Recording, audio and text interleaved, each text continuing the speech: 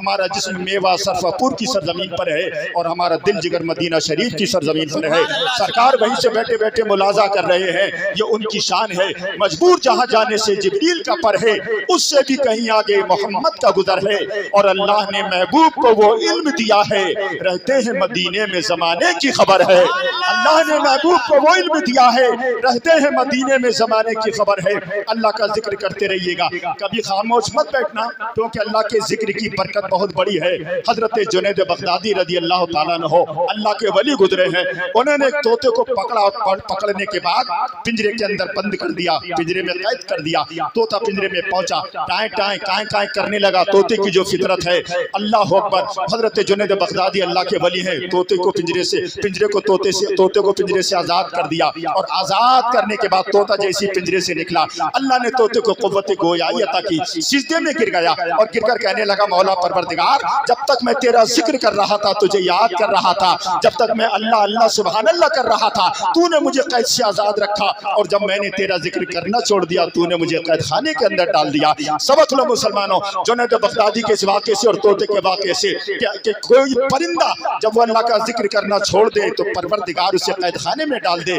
ہم تم تو اشرف المخلوقات ہیں، اگر اللہ کا ذکر کرنا چھوڑ دیں گے، نماز پڑھنا چھوڑ دیں گے، کلمہ پڑھنا، درود پڑھنا چھوڑ دیں گے، تو کہیں ایسا نہ ہو ایک دن وہ نہ آئے کہ پروردگار مجھے اور آپ کو بھی قید خانے میں ڈال دے۔ اللہ مجھے اور آپ کو عمل کی توفیق عطا فرمائے۔ لہذا تھوڑا سا بیداری کے عالم میں، تھوڑے جذبات کے ساتھ، جیسے آپ جلوس محمدی صلی اللہ علیہ وسلم میں نعرہ لگاتے ہیں، ایک نعرہ لگا کر دکھائیے۔ واقعی میں سمجھوں کہ یہاں سب غلامان مصطفیٰ بیٹھے ہیں، مچل کے سارا مجمع میرے ساتھ بولیے، نعرہ تکبیر، نعرہ رسالت، مسلک اعلیٰ حضرت، جشن عید میلاد النبی، اراکین کمیٹی، سرزمین میوہ سرفاپور، علماء اہل سنت۔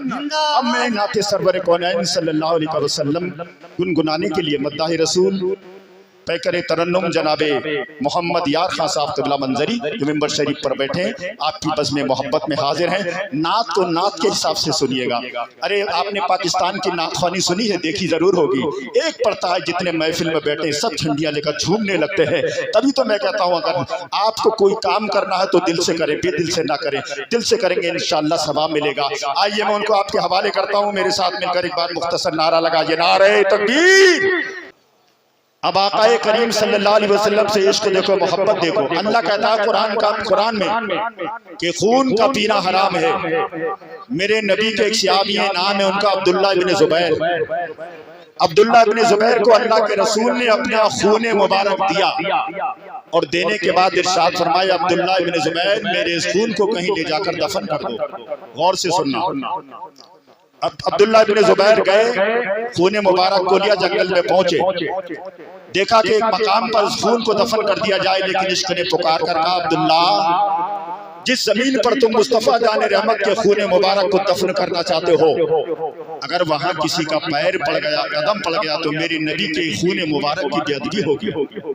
عبداللہ بن زبیر رضی اللہ تعالیٰ عنہ نے وہ خون دفن نہیں کیا، بلکہ حدیث میں آتا ہے کہ اللہ کے نبی کے خون مبارک کو حضرت عبداللہ نے پی لیا، اپنے جسم میں اتار لیا۔ قرآن کہتا ہے خون کا پینا حرام۔ صبح کو حضرت عبداللہ بن زبیر نبی کی بارگاہ میں پہنچے، میرے آقا فرماتے ہیں، عبداللہ بن زبیر رات والے خون کا کیا ہوا؟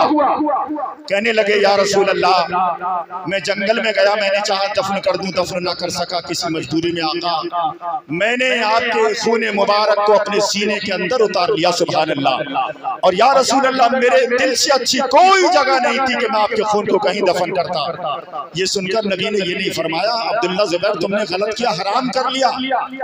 تو مسلمانوں یہ کیوں کیا؟ یہ عشق تھا، عشق رسول تھا۔ عشق میں، اور عشق جو ہوتا ہے چچا وہ لامحدود ہوا کرتا ہے، اس کی کوئی حد نہیں ہوتی۔